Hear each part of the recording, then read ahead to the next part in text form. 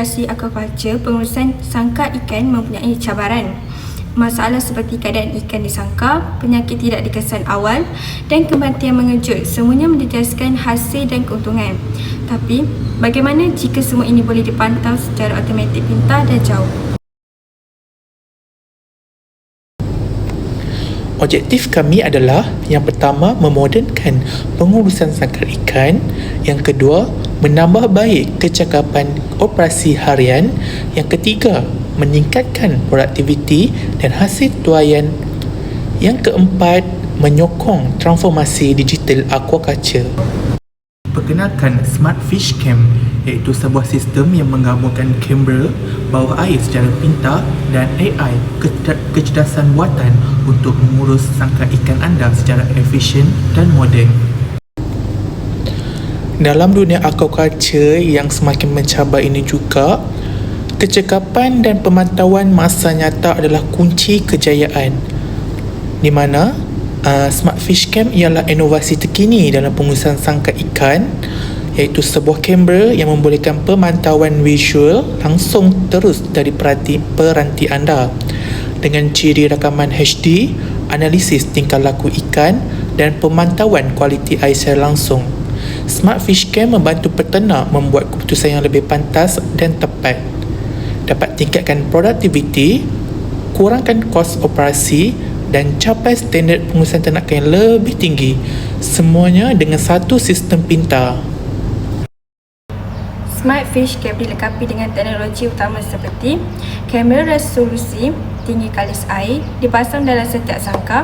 Yang kedua, pemantauan tingkah laku ikan secara langsung untuk mengenal pasti tekanan, penyakit atau perubahan luar biasa. Yang ketiga, sensor pintar untuk suhu, pH air, kekeruhan dan kadar oksigen. Yang keempat, algoritma AI yang menganalisis data ini dan memberi amaran awal terus ke telefon pintar anda. Dan yang terakhir, pemantauan kecukupan makanan ikan di sangkar. Smart Fish Cam dan sistem AI ini juga dapat menganalisiskan keadaan sangkar dan ikan, di mana AI dan kamera menganalisiskan corak renangan, selera makan dan aktiviti yang luar biasa bagi mengesan tekanan, penyakit awal atau perubahan alam sekitar di sangkar.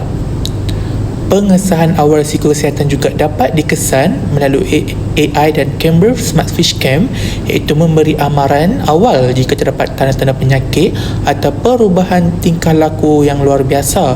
Ini dapat membolehkan tindakan segera yang diambil oleh peternak. Selain itu, Smart Fish Cam dan sistem AI ini juga dapat membuat laporan prestasi dan dokumentasi secara digital untuk menjana laporan prestasi ternakan secara automatik untuk tujuan audit, persijilan atau pemantauan pihak pengurusan. Dengan Smart Fish Cam, anda dapat jimatkan masa, tidak perlu turun ke sangkar ikan setiap jam, dan jimatkan kos pekerja, kurangkan kadar kematian ikan dan paling penting, tingkatkan hasil kualiti dan kuantiti tuaian anda. Smart Fish Cam juga menyokong pengurusan sangkar secara berbilang dalam satu sistem.